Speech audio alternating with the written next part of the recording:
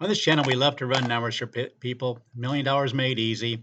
And I've posted videos about Dave Ramsey's rant against the 4% rule in previous videos. I've get all kinds of responses. People have accused me of misrepresenting him. People have accused me of saying it's not 8% of the original balance, it's 8% of the remaining balance. If you take 8% of the remaining balance, you're never going to run out of money because you're only taking 8%, so you're leaving 92%. But we've shown in other videos, which I'll link to, that if you take 8% of the remaining balance, there's some years you could be way down after some down years from what you were planning on getting, and how many people can afford to do that. But that's a video I'll link to. But I want to go ahead and play one more time what Dave said, so I'm not accused of taking him out of context. Okay, let's go ahead and do this. He's going to run this $1 million right here. He's going to run it at 11%, because that's been the average. So we're going to set the rate at 11%. He's going to take out 8%, saying, and he says, listen carefully, he says, you'll never run out of money. I'm going to do it at 8%. The closest thing I can come to is 7.8%. Without going over, I don't want to go to 8.1 because somebody will accuse me of 8.1 being too high. So I'm going to actually be below what Dave said.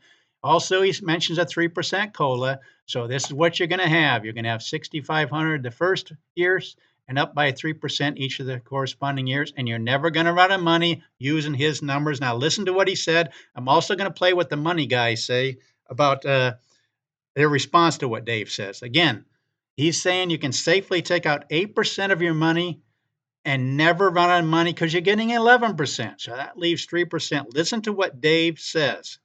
I always kind of want to be above average. Hello. The stock market has averaged 11.8% since it began, the Standard & Poor. So let's just pretend you're making 11%. We'll round down for the people that go bananas when I start talking about this stuff. All right, so we're going to round down. You're making 11%. All right, if you left 3 in there, that would, so that it would grow a little bit to cover some inflation, and pulled off 8, that means you'd be living on $90,000 a year. And you withdrawal at 8%. The account is growing by 3% a year if it averages an 11% rate of return. Also, good point. So you're still getting more money. It never burns up. It Never. runs in perpetuation. So you're not going to run out of money. You're not going to run out of money. Fine. You know, some of the wonky certified financial Pharisees types, you know, they go bananas on that calculation. That's us, I guess. The certified financial Pharisees is what he called us? Dave, we are friends, Dave. It sounds great, though. Dave's a natural branding machine. I mean, because that is to say that. But, Bo, there's so much here to unpack. First of all, there definitely is a lot to unpack here. The problem with Dave's understanding of this 11% average is you don't get that every year. It doesn't come just in a package deal, 11%, 11%, 11%, so you can take 8% off, which would leave you a 3% profit, right? Even with a 3% COLA.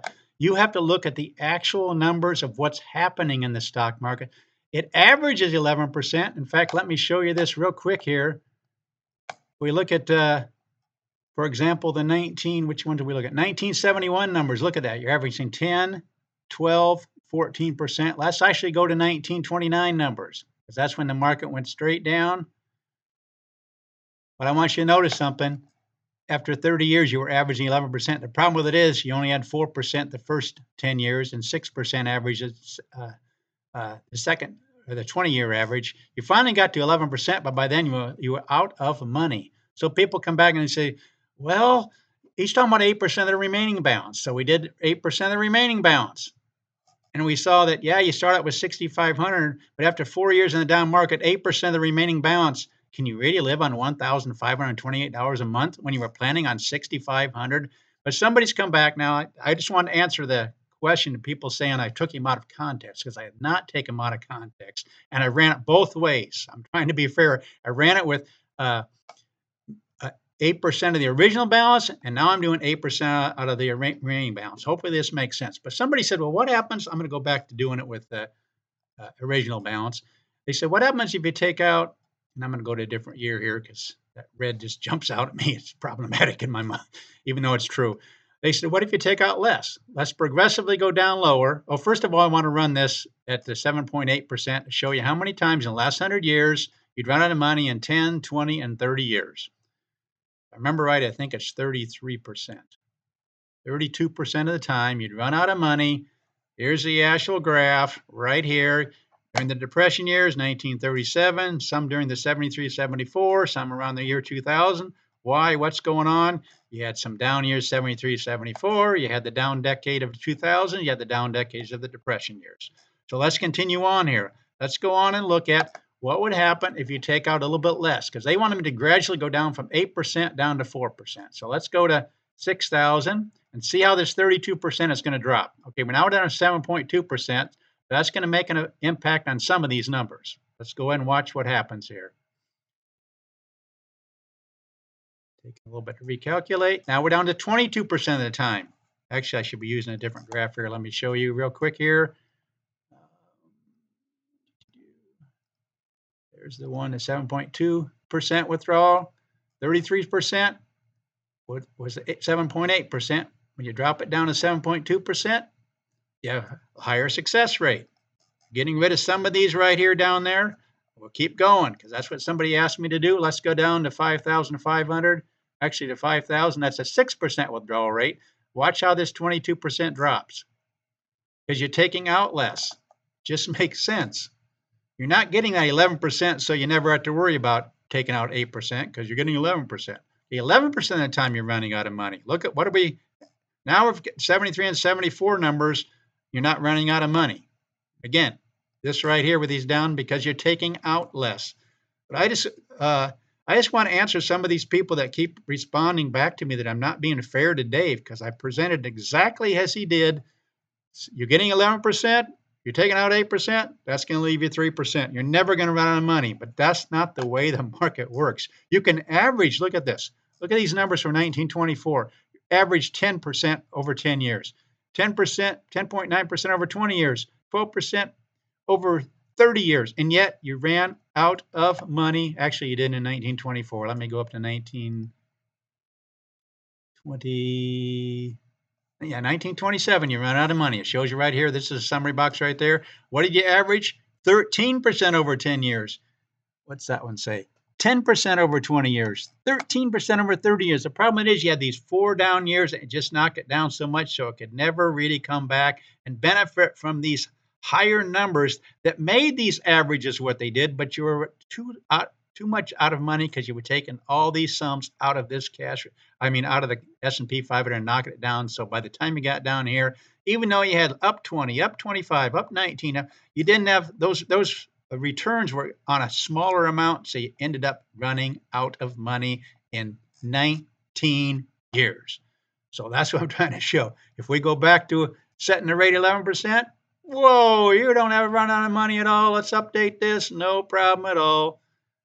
But you see the problem with using average returns. And I apologize for coming back to this for those of you that understand it, but I keep getting attacked. I'm taking them out of context, that I'm not using the 8% of the remaining balance. All those I've covered on these videos. I am going to link a link to that video. But that's what we do on this channel. We run numbers for people, but we also look at what the current discussions are on the financial channels. And Dave Ramsey really caused this when he said, the 4% rule you don't need. Let me go one more thing here. We didn't do any lower here. Somebody wanted me to run it. Let's go to 4,000, which is 4.8. Let's go back to reset here. Let's see what these numbers would be. Over the 10, 20, and 30-year period, you're taking out 4.8%, which is getting closer to the 4% rule. Remember, it was 11%. Now you're down to 5% of the time running out of money. What would it take to get down to less? Let's do 3,500, which is 4.2%. Getting really close to the 4% rule.